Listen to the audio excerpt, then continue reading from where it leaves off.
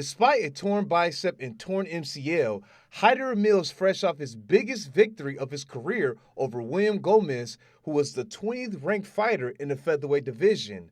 Amil improved his unblemished record to 11-0. However, the fight that might have put him on the map was when he went viral for punching his opponent.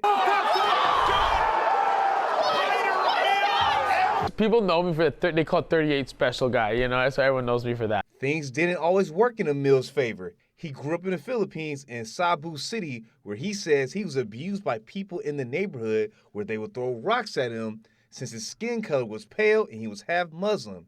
And he says his father was abusive as well. His mother decided to move him and his siblings to San Rafael to search for a fresh start with humble beginnings. Amil was bitter since his dad was no longer around, and he felt out of place since he was in a city where his peers didn't look like him.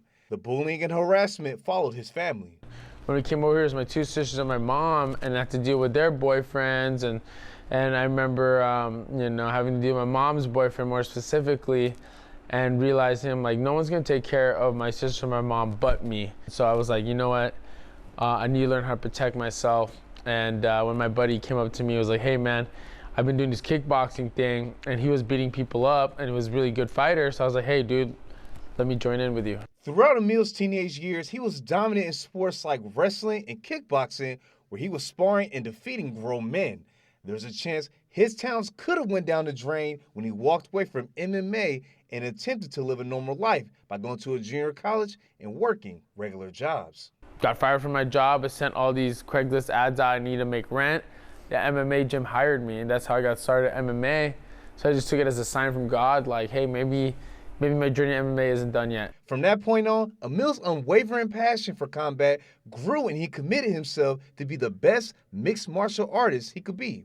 He tested himself on the big stages like the Bellator MMA organization and Legacy Fighting Alliance. Amil caught the eye of UFC CEO Dana White in his Contender Series. I remember Dana speaking to me afterwards, and he barely talked to anyone else, but with me, he had a full convo. He's like, man, kid, like, wow, like that was the most intense, funnest, most intense grappling fight I've ever seen. And because my other fights, I'm just knocking people out.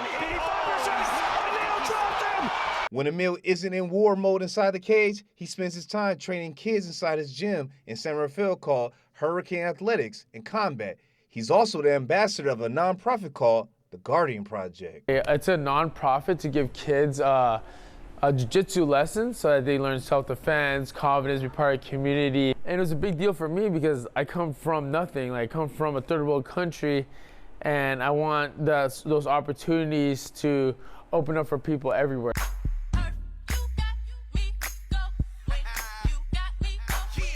One thing for certain, Amil's gonna rep the Bay Area every chance he can get. We grew up with all kinds of different people. We fight, we dance, we do it all in the Bay, you know? And we all got a little flavor out there. So, and if you see my dance moves, that's why I'm like, put me in an arena, because when you see me go in the ring, your boy got gigs. I want to show that to the whole world, all right? What's up next for Hyder Amil is he wants to continue to keep training and continue to fight more ranked fighters so he gets to that featherweight championship in the near future. In San Rafael, Keyshawn Ward, KTVU, Fox 2 News.